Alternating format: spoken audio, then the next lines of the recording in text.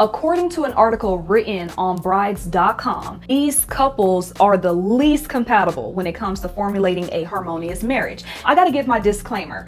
I don't agree entirely with just looking at the sun sign when it comes to compatibility. Relationships are so much more complex than that. Nevertheless, we're gonna get into this article. The worst sign for a Capricorn to marry is Gemini, and y'all hit it on the head when it comes to this one. First of all, the air element is annoying for Capricorn. Capricorn likes to be quiet, and us air signs like to all day. When it comes to Gemini, the sign of communication, the sign of mental energy, Mercury, is outright annoying for Capricorns. That fickle nature of Gemini could really rev up the nerves for Capricorns. Capricorns likes to find a routine and likes to make sense and likes to know what's happening day to day. With a Gemini, you ain't gonna know what's happening day to day. One day they a man, the next day they a woman, one day they a cat and a dog. Like, they switch up so much. This particular pairing coming together, they can run each other's nervous systems through the roof. Another thing when it comes to this type of pairing where they can bring a lot of challenges is the jealousy, the betrayal, the obsessive tendencies. Now, they can have a great sex life with one another. They can stimulate each other in that space, and they also can come together when it comes to, say, getting involved with investments and making some money. They can formulate a power couple type of a relationship, but it's going to be quite tough. Geminis can feel like Capricorns are trying to hold them down, or can be too sour, dour, and can be downright boring for them. So I agree with this article when they said that Gemini is the worst for Capricorn. According to this article, the worst sign for Aquarius to marry is Scorpio. I do not agree, because Scorpio and Aquarius can be very similar in their intensity, very similar in their existential thinking, and they also can do very well working in a business partnership with one another. Now, I can understand where they can have their challenges, because Scorpio can be a little too intense for Aquarius sometimes. Aquarius can be, say, airy-fairy and wanting to save the world, where Scorpio can be more focused on themselves and focused on their family and their personal matters. But I just wouldn't say that this is the worst pairing for Aquarius. I would say Virgo, maybe even Cancer would be the worst marriage partner for Aquarius, but not Scorpio. When I go even further in thinking about this, the planet that rules Aquarius is Uranus. The planet that rules Scorpio is Pluto. Pluto is exalted in the sign of Aquarius, and Uranus is exalted in the sign of Scorpio. So they definitely have some common grounds when it comes to one another. The worst signs for Pisces to marry are Geminis and Libra. Yes, these are the very worst signs for Pisces to marry, because when it comes to Gemini will cause the Pisces to ruminate and to go in circles, and they will feel like they're not getting anywhere in their life. Also, Geminis make Pisces feel very defensive just with the things that they say. Pisces can be very imaginative and dreamy and non-factual, where Gemini is all about the facts. Gemini doesn't want to hear about your dreams and all of this airy-fairy stuff. Gemini wants to trivia and wants to play Jeopardy and have actual factual information that is being conveyed, you know? And so they can clash when it comes to this. But when it comes to their mental energy, they can kind of back and forth and have some good banter between each other, but they can very much so clash when it comes to that softer side of Pisces and that imaginary side of Pisces. But when it comes to them formulating a business with one another, they can be quite successful. Now, this article also stated that Pisces' other worst compatible sign is Libra. Yes and no. So the reason why I say no, not entirely, is because Pisces and Libra, they both like relationships and can be very codependent and like to be in love with each other and like to spend a lot of time with their partners and things of sorts. But there could be a lot of jealousy between these two,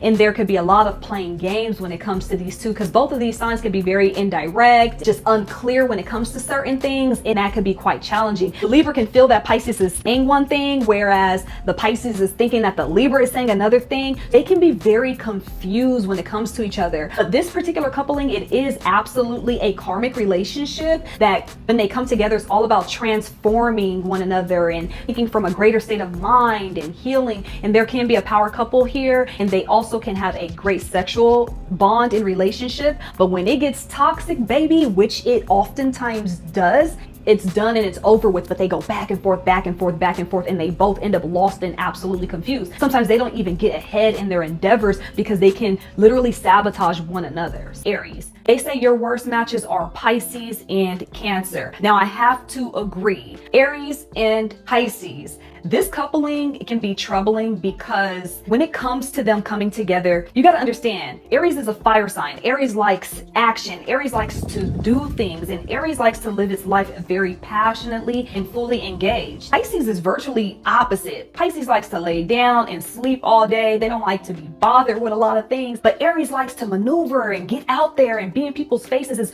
a whole lot more extroverted, whereas Pisces can be introverted. And sometimes Aries can be bored with that energy, like, come on, let's get up, let's go, let's do something. They do have a lot of compatibility because they can be very spiritual. They can have like this boundless type of empathetic type of a love. We can look at Janae Aiko and Big Sean. They got a lot of problems. They got a lot of love. They got a lot of spiritual, boundless love. But I mean, the rumors are there. The next sign that they stated was difficult for Aries to be in a relationship with is Cancer. Yes.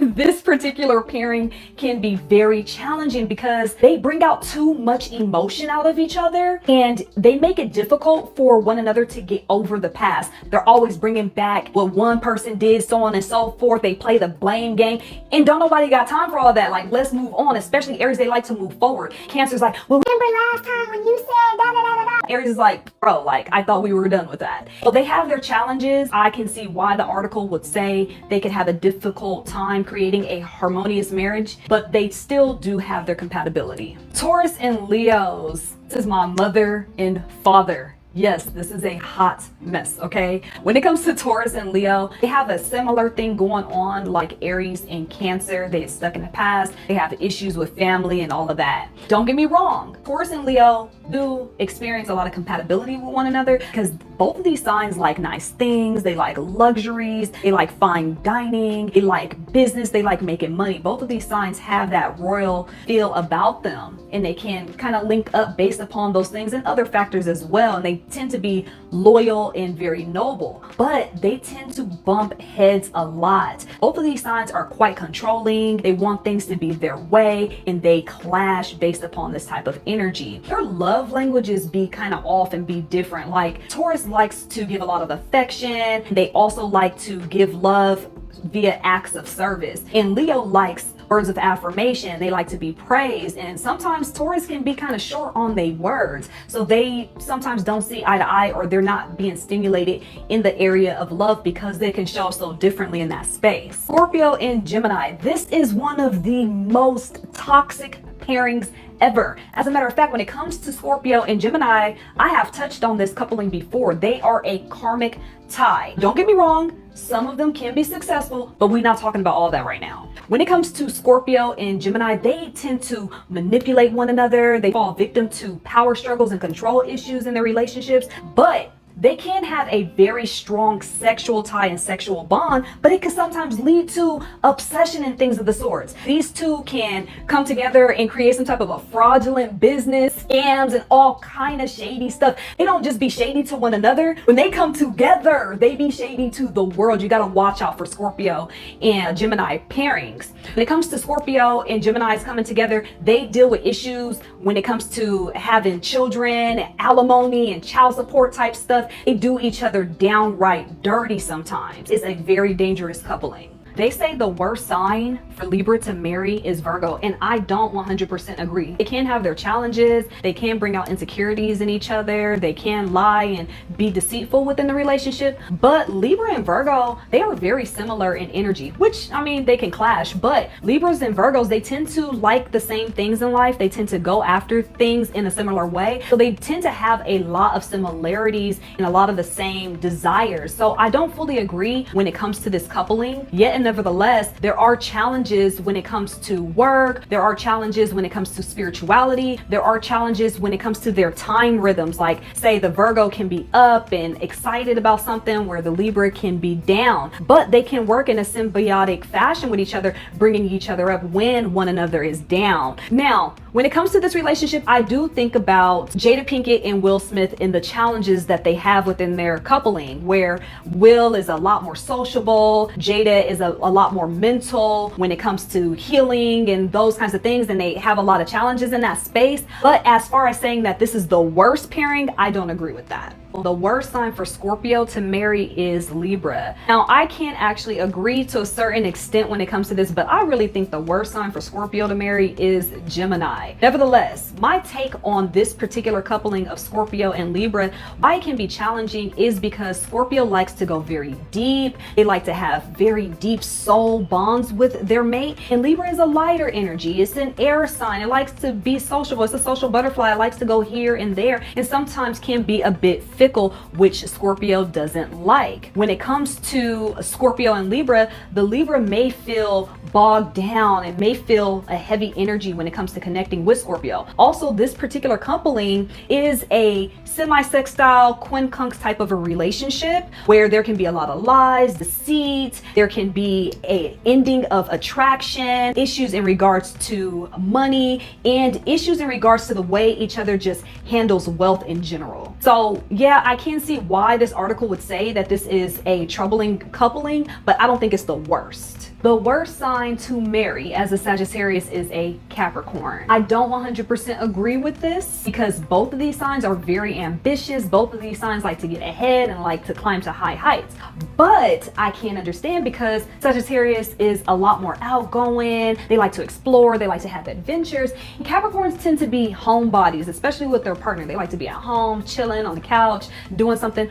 But when it comes to them being ambitious and wanting to get ahead in life, they can greatly match up. So I have seen successful Capricorn Sagittarius pairings, and I can't just agree that Capricorn is the worst sign for Sagittarius to marry. Now, when it comes to being closed-minded, sometimes Capricorns can be closed-minded, whereas Sagittarius tend to be open-minded, but those are kind of like fun differences that they can come together and help each other with, you know? So I don't 100% agree with this. Worst sign to marry as a Cancer is Aquarius. Aquarius and Cancer relationship is so horrible. I'd be feeling bad for both of them. Aquarius can be very flaky, very up in the air. They're very existential. That could be very challenging for Cancers who are more personable. They're more homey. While the Aquarius is thinking about these big ideas, the Cancer is thinking about their own feelings and their personal experience, which could be challenging for Aquarius. When it comes to Cancer, Cancer likes love. They like to be nurtured, but Aquarius can be very detached and even kind of cold sometimes. This relationship can lack a lot of feeling.